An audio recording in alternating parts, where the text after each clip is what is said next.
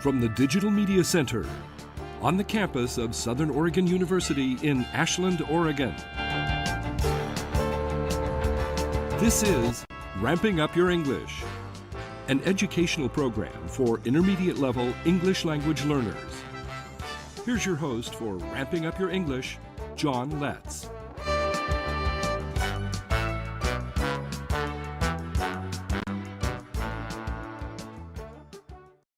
Welcome to Ramping Up Your English, winner of the 2017 Southern Oregon Television Award for Program of the Year and the Best Education Show. Ramping Up Your English is an educational support program for intermediate English learners. It's a program for people from all language backgrounds. Ramping Up Your English is also for people of all ages. If you've already passed the beginning stages of learning English and want to reach higher levels of proficiency, this program is designed to meet your needs. We take a content-based approach to helping you reach higher levels of English proficiency.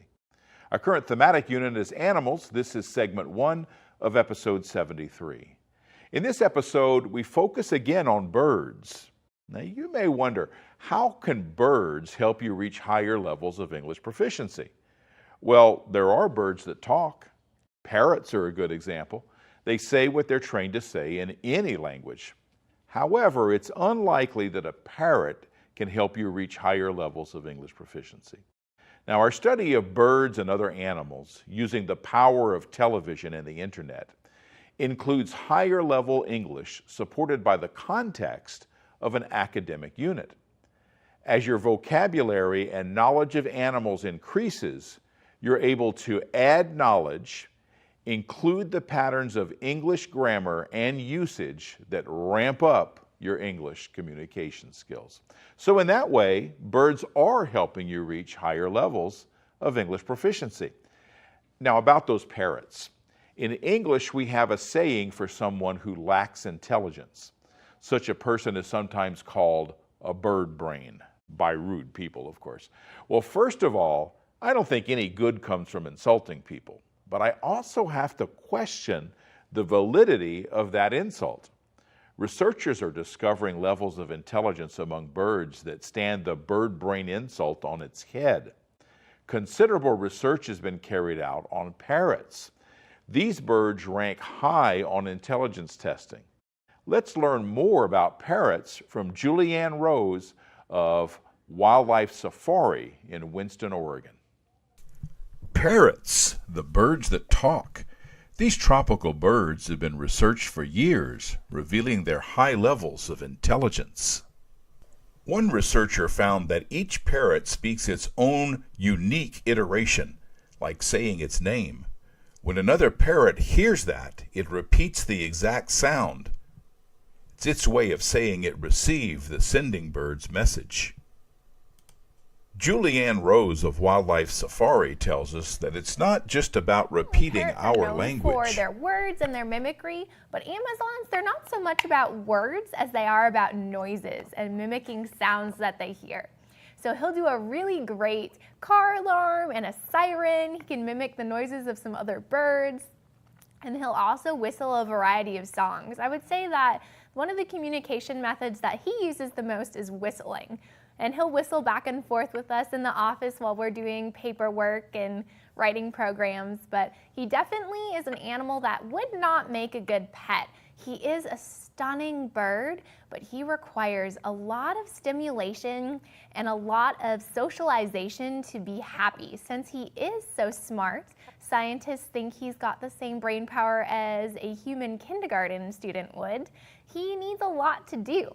So he'll do a lot of exploration of his environment with his beak and his tongue here. Lots of shredding, sticking his head in things and nibbling and chewing. He does a lot of picking apart of fabric and leather pieces and beads. Beads are definitely a toy that he seems to prefer more over everything else. And he also needs a lot of activity going on around him. So in the wild, he would live in a flock of easily 100 to 200 birds. So in captivity, the people that are around him on a day-to-day basis, they become his flock. So it's really important for us as his keepers that we are making sure that he gets a lot of socializing time with us and out and about in the park. So he goes on a lot of programs with us. As you can see, he is quite content to be here. We didn't have to talk him into it at all.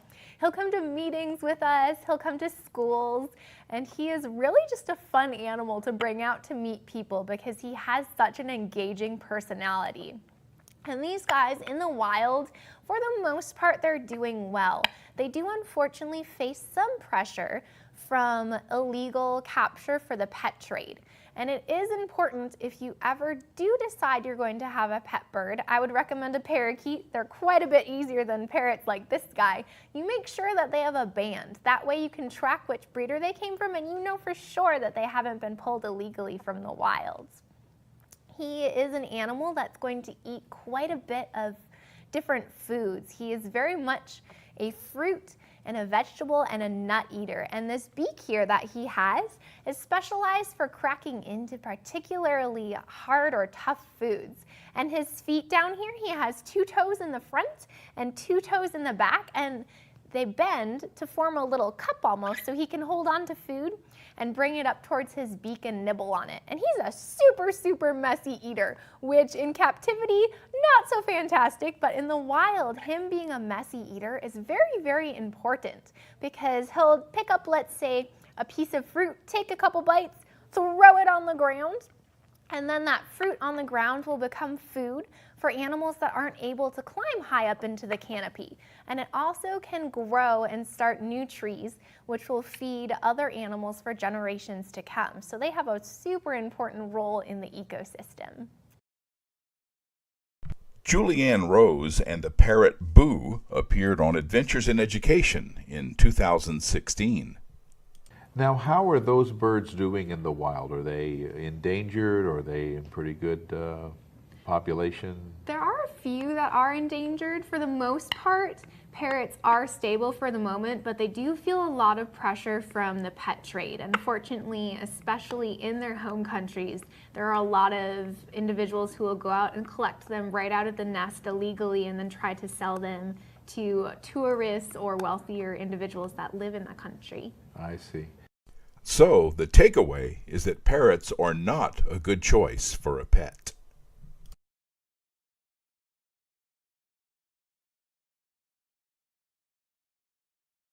Another misleading saying in English is when someone is said to eat like a bird. That phrase means the person eats very little. The truth is that birds eat a great amount of food in relation to their body mass. They have to in order to maintain their body heat. Like us, birds are warm-blooded.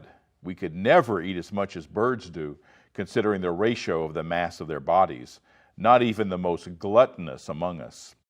When birds watch us, do you ever wonder what they think of these warm-blooded beings that don't fly? Maybe they insult other birds by calling them human brains. I had nothing but admiration for a lone seagull I watched with my wife Liz at Monterey Bay. You'll meet this seagull along with other ocean life teeming along the fishing pier overlooking a small sand beach in this video that ends segment 1 of episode 73. We'll be back with segment 2 right after this.